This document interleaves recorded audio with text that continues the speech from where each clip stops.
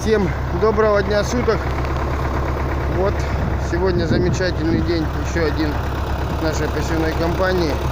Изломилось у меня колесико, сломала вилку. Там вон, короче, сейчас будем варить, ремонтировать. А так сегодня день замечательный. Вот Санек, вон сеют.